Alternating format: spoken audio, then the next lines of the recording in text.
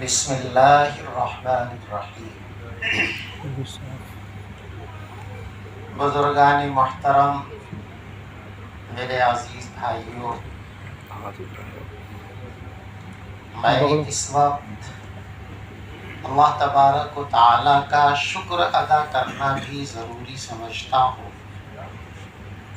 اور آپ سب حضرات کا شکر ادا کرنا بھی میرا فرض منصبی ہے کہ اس سخت ترین موسم میں آپ حضرات نے میرے بھائیوں کی، میرے عزیزوں کی دعوت پر سفر کی زحمت فرما کر میرا اور میرے رفاقا کا حوصلہ بڑھایا ہے۔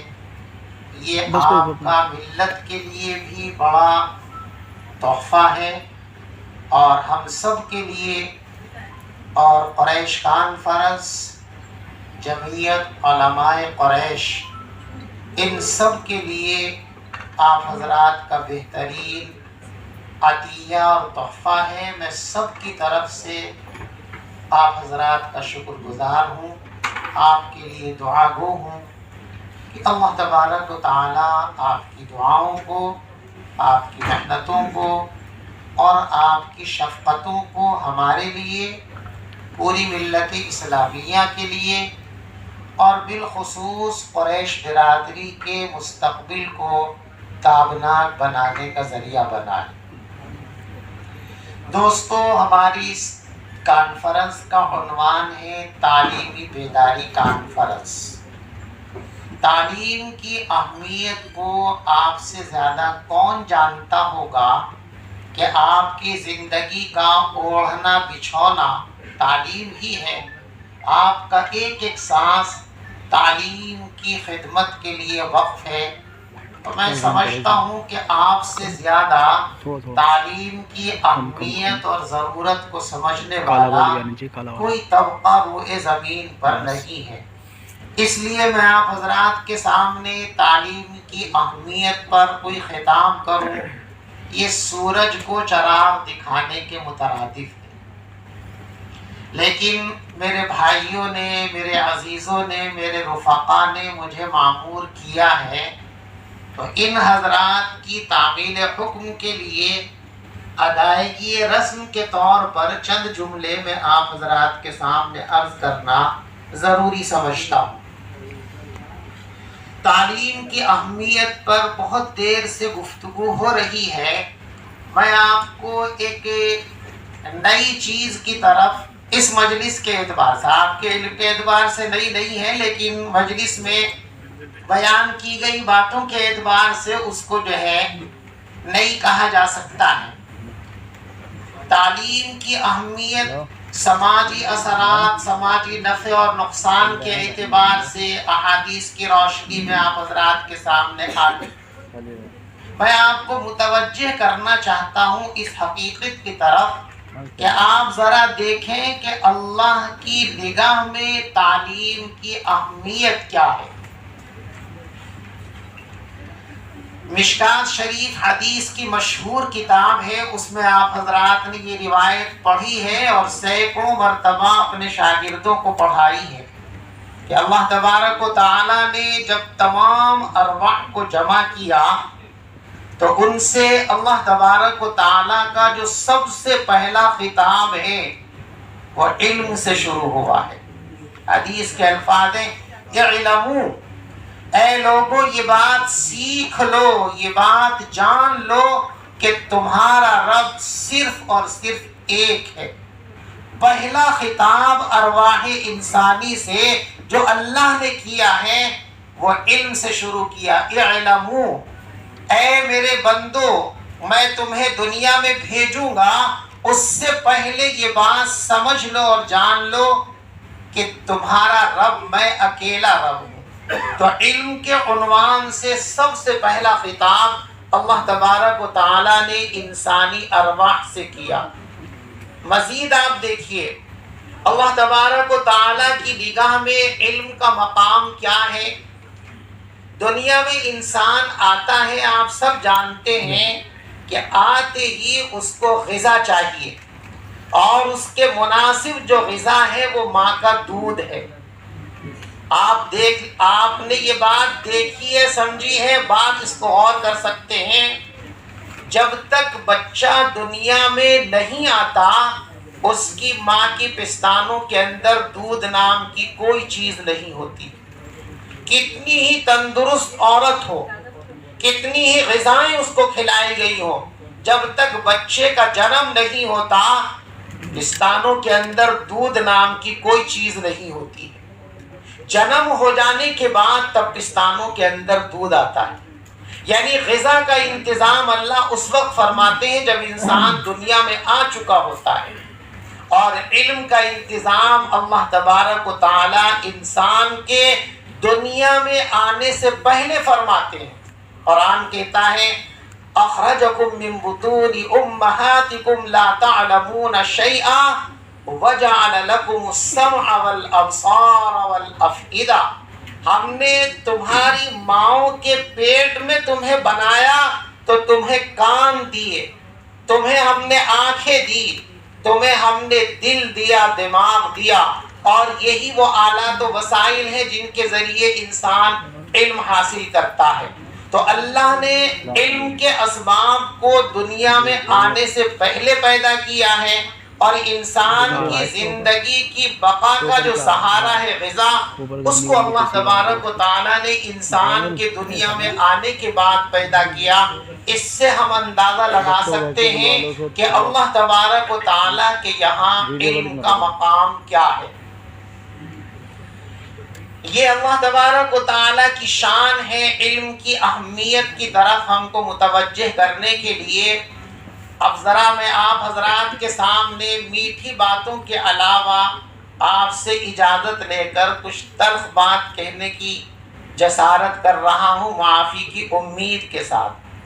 ابھی تک جو آپ تقریریں سننے کے عادی رہے ہیں، وہ اس طرح کی تقریریں ہم سننے کے عادی رہے۔ آپ بڑی اونچی قوم ہیں، آپ تو ایسے ہیں، آپ تو ویسے ہیں، آپ کا دسترخوان ایسا ہے، آپ کے ہاتھ ایسے کھلے ہوئے ہیں، آپ سے زیادہ سخاوت کرنے والا تو کوئی نہیں ہے۔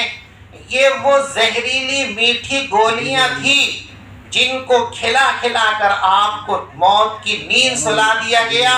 اور معاف کرنا، ایک مدت تک اے قریش برادری کے لوگوں تم نے اپنی نسلوں کا قتل عام کیا ہے۔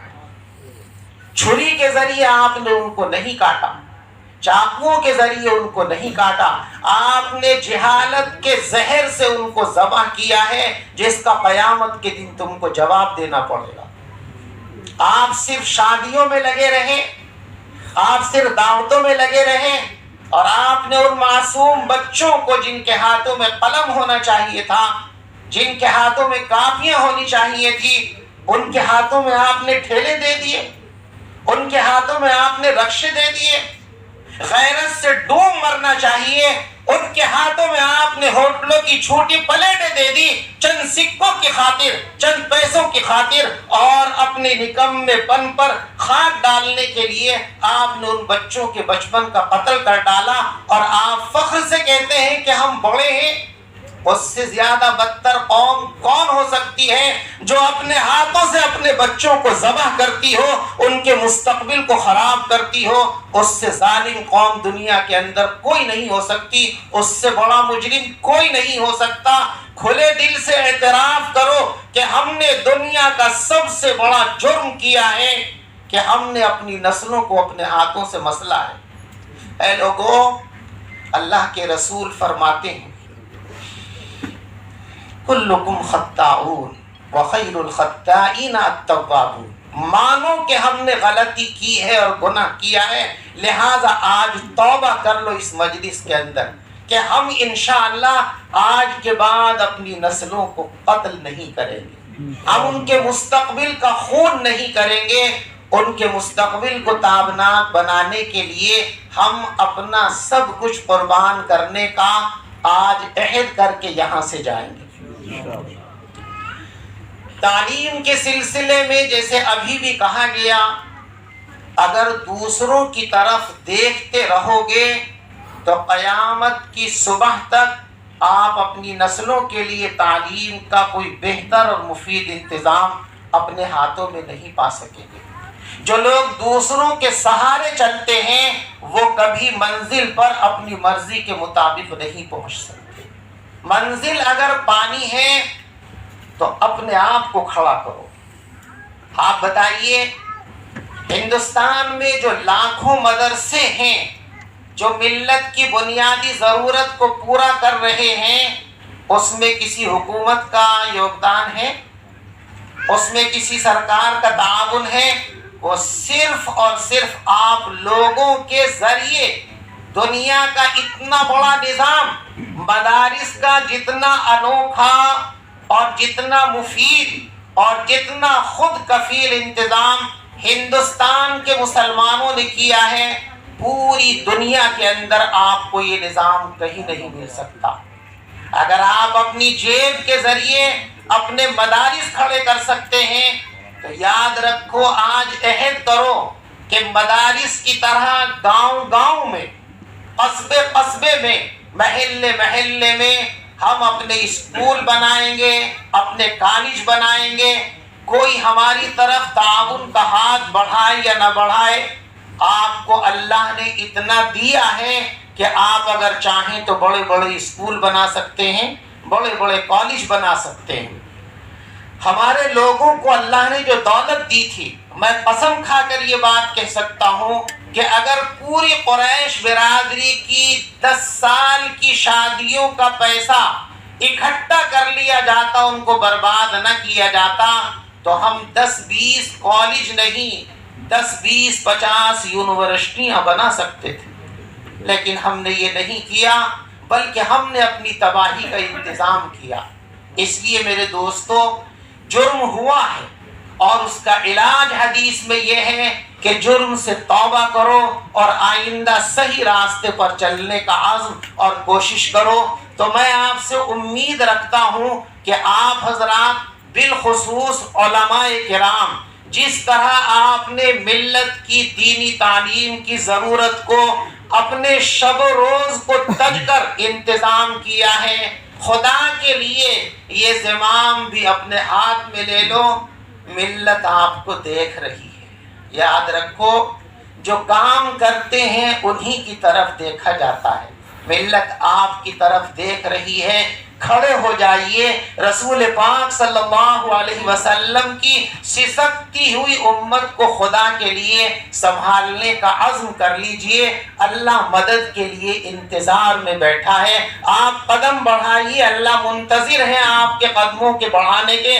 آپ قدم اٹھائیں تو اللہ تبارک و تعالی آپ کی مدد کر سکتے ہیں، کرنے کے لیے تیار بیٹھے ہیں۔ تو آج یہ عزم کیجئے کہ ہم انشاءاللہ بڑے پیمانے پر، جس طرح ہم نے دینی تعلیم کے میدان میں امامت کی ہے، انشاءاللہ عصری تعلیم کے میدان میں بھی آج سے علماء بھرپور قیادت کریں گے اور اپنے اکابر اور بزرگوں کی یاد کو تازہ کریں گے۔ آپ کے اکابر نے عصری تعلیم کے لیے جو کام کیا تھا، اس کی بہت بڑی علامت دلی کے اندر موجود ہے۔ جامعہ ملیہ اسلامیہ، اپنے بزرگوں کے اس اثاثے کی طرح اور بڑھیے اور ملک کے چپے چپے پر کالجوں اور اسکولوں کا جال بچھا دیجئے۔ انشاءاللہ کامیابی آپ کے قدم چومے گی۔ اللہ تبارک و تعالی آپ کی مدد کے لیے تیار بیٹھے۔ اور میں آپ کے اس اجتماع میں یہ محسوس کر رہا ہوں کہ اللہ نے شاید آپ کی کایا پلٹنے کا ارادہ کر لیا ہے، تبھی آپ حضرات کو اس طرح متوجہ کیا ہے۔ اس لیے کہ اللہ کے رسول صلی اللہ علیہ وسلم نے ارشاد فرمایا، اذا اراد اللہ بعبد خیرا استعملہ، او کما قال علیہ السلام، جب اللہ کسی بندے کے لیے خیر کا فیصلہ کر دیتے ہیں تو اس کو کام میں لگا دیتے ہیں، اس کو کام دے دیتے ہیں، اس کے ذہنوں کے اندر منصوبے اور اسکیمیں ڈال دیتے ہیں۔ تو آپ کے ذہنوں کو اللہ کی طرف سے مہمیز دی جا رہی ہے، گویا اللہ نے بھی فیصلہ کر لیا ہے کہ انشاءاللہ آپ کی بدحالی کو اللہ تبارک و تعالی خوشحالی میں بدلنے کا فیصلہ کر چکے ہیں۔ خدا کرے میری امید یقین کے اندر بدل جائے۔ آپ سب یہ نہ سوچیں کہ ہم کیسے یہ کام کریں گے۔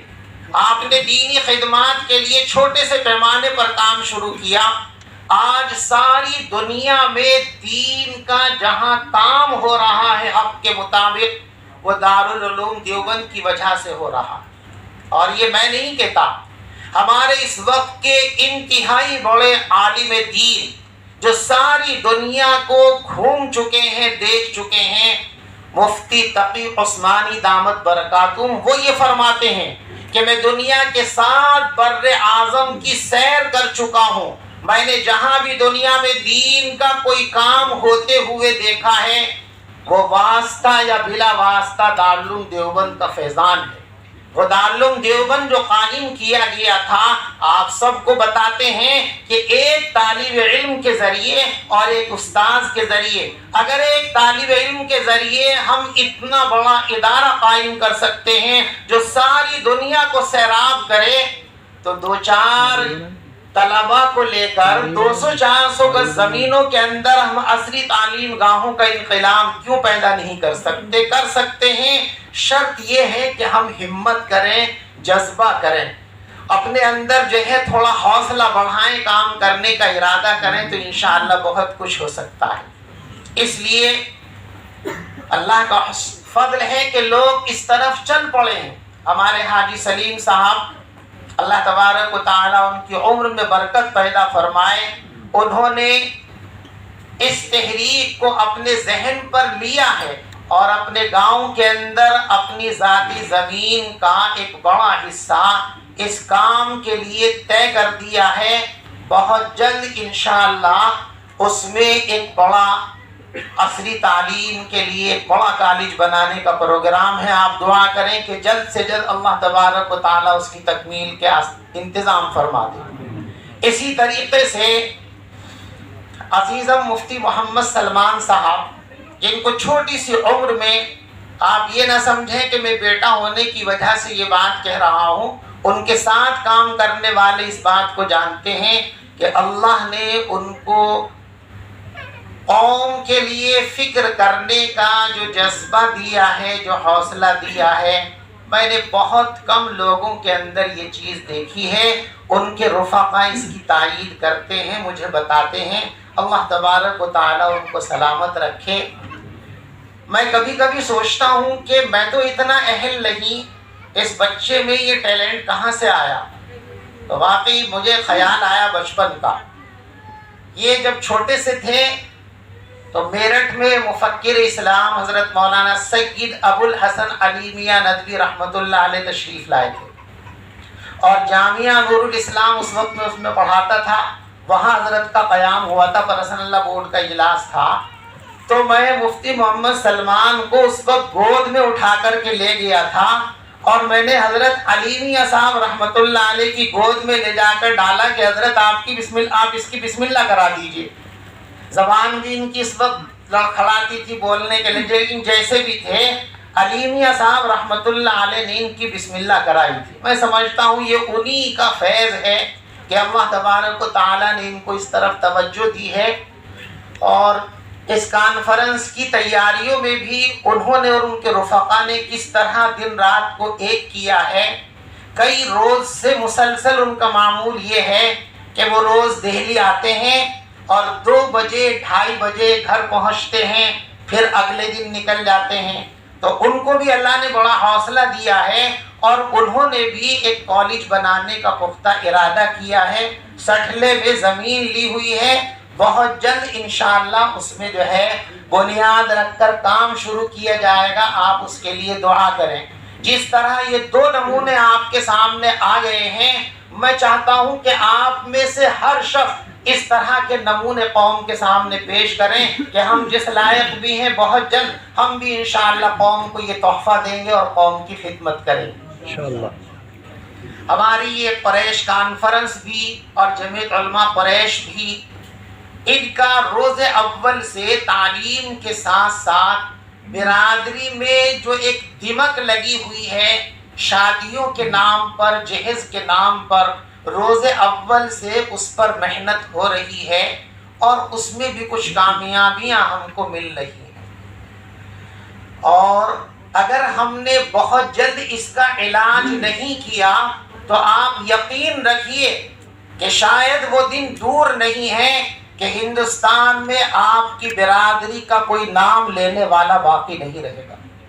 غور سے سمجھو، جب یہ ہمارے بڑے بڑے پروگرام ہوتے ہیں، غریب بیٹیوں کی جو سسکیاں نکلتی ہیں، جو آہیں نکلتی ہیں، جن کو ان کے بستر اور خدا کے علاوہ کوئی نہیں جانتا، قسم خدا کی وہ عرش سے نیچے کہیں نہیں رکتی۔ اور میں نے تو دیکھا ہے اپنے علاقے میں کہ جن جن لوگوں نے بڑی بڑی شادیاں کر کے ان غریبوں کے دل پر چوٹ ماری ہے، وہ آج تباہیوں میں ہیں، ان کے کاروبار بند ہیں، بہت سے لوگ ان میں جیلوں میں ہیں، بہت سے لوگ اپنے مکان چھوڑ کر جا چکے ہیں۔ اور اگر اسی طرح غریبوں کی آہیں لیتی رہی یہ برادری تو شاید اس کا نام و نشان بھی باقی نہیں رہے گا۔ یہ بات کڑوی ہے آپ حضرات کے لیے، لیکن حقیقت یہی ہے۔ اگر میں نے حقیقت کا آئینہ آپ کو نہ دکھایا تو میں سمجھتا ہوں کہ قیامت کے دن میں مجرم شمار کیا جاؤں گا۔ یہ باتیں اگرچہ بری لگ رہی ہوں گی، لیکن یہ آئینہ دکھانا آپ کے لیے ضروری ہے۔ ڈاکٹر اگر مریض کی بیماریوں سے سمجھوتا کر لے تو وہ ڈاکٹر نہیں بلکہ قاتل ہے۔ کوئی قائد، کوئی رہنما اگر اپنی قوم کو صحیح آئینہ نہ دکھائے، صحیح صورتحال ان کو نہ بتائے تو وہ رہبر نہیں بلکہ رہزن، ڈاکو اور لٹیرا ہے، جو اپنے مفاد کی روٹیاں قوم کے جنازوں پر سینکنے کی کوشش کر رہا ہے۔ اس لیے میرے بھائیوں، تعلیم کے میدان میں بھی آگے بڑھنے کی کوشش کرو۔ اسی طریقے سے شادی اور بیاہ میں جو طوفان ہم نے بدتمیزیوں کا برپا کیا ہے اور کسی اور کا نہیں، آپ نے معاف کیجئے گا اپنے آپ کو جانور بنا لیا ہے۔ سب بلا استثناء جتنے ان شادیوں کے دیوانے ہیں، انہوں نے اپنے آپ کو انسان کی بجائے جانور بنا لیا ہے۔ ہماری برادری میں زیادہ تر مویشیوں کا کام کرنے والے لوگ رہے ہیں، مویشیوں سے رابطہ ہے نا۔ آپ نے کسی بھینس اور بیل کو بیٹھ کر جو ہے چارہ کھاتے ہوئے نہیں دیکھا ہوگا۔ بھینس بیٹھی ہو، بیل بیٹھا ہوا ہو، آپ اس کے سامنے لے جا کر سانی کا ٹوکرا رکھ دیجئے، وہ کھڑا ہوگا پہلے، کھڑا ہونے کے بعد کھائے گا۔ یعنی جانور کی فطرت میں ہے کھڑے ہو کر کھانا۔ اور آج آپ کیسے کھاتے ہیں؟ آپ کی شادیوں کا اسٹینڈرڈ یہی ہے، تو آپ نے دعوت کے نام پر چند لقموں کے لیے اپنے آپ کو جانور بنا لیا ہے۔ اس سے بڑی بے حسی اور کیا ہو سکتی؟ اپنی بیٹیوں کی محبت کا دعویٰ کرتے ہو اور تم ہی اپنی بیٹیوں کے حقوق پر ڈاکے ڈالتے ہو۔ چور ہو تم، ڈاکو ہو۔ ایک غیر ڈاکو ہوتا ہے جو کبھی کبھی ڈاکہ ڈالتا ہے، تم چور ہو اور ڈاکو ہو۔ تم نے اپنی بہنوں کے حقوق پر ڈاکہ ڈالا ہے، تم اپنی بہنوں کو وراثت میں حصہ نہیں دیتے ہو۔ تم سے بڑا ڈاکو اور رہزن کون ہوگا؟ ہمارے ان لوگوں نے ایک پوسٹر میں یہ بات لکھ دی کہ بیٹیوں کو ان کا حق دو، تو بہت سے لوگوں کو تو ایسی مرچیاں لگی ہیں کہ ایک ہفتے تک وہ میرے کان کھاتے رہے۔ کیا لکھوا دیا آپ نے، کیا لکھوا دیا؟ میں اس کی بھی وضاحت کرتا ہوں۔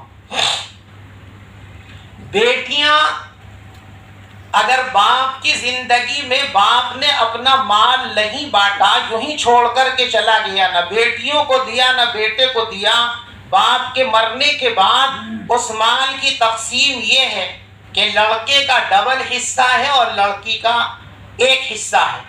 لیکن اگر باپ اپنی زندگی میں اپنا مال بانٹ رہا ہے اور 80% لوگ اپنی زندگی میں ہی اپنا کاروبار اپنے بیٹوں کو منتقل کر دیتے ہیں، یہ چور ہیں، ڈاکو ہیں، ظالم ہیں۔ حضور نے ان کو ظالم کہا ہے۔ اس کے لیے شریعت کا قانون یہ ہے کہ ایک بیٹے کو آپ جتنا دے رہے ہو بیٹی کو بھی اتنا ہی دیجیے۔ بخاری اور مسلم کے اندر حدیث ہے کہ ایک صحابی رسول پاک صلی اللہ علیہ وسلم کے پاس اپنے بیٹے کو لے کر آئے اور یہ فرمایا کہ حضرت یہ چیز میں ان کو گفٹ کر رہا ہوں، آپ گواہ بن جائیے۔ آپ نے فرمایا اس کے سوا اور بھی کوئی اولاد ہے؟ فرمایا کہ ہاں ہیں۔ ان کو بھی دے رہے ہو کہ نہیں؟ ان کو تو نہیں دے رہا۔ تو فرمایا اشہد غیری، جا کسی اور کو گواہ بنائیو، انی لا اشہد علی جور، میں ظلم کے معاملے کے اندر گواہ نہیں بن سکتا۔ جو بیٹیوں کو نہیں دیتے وہ ظالم ہیں اور وہ ان کے حقوق پہ ڈاکہ ڈالنے والے ہیں۔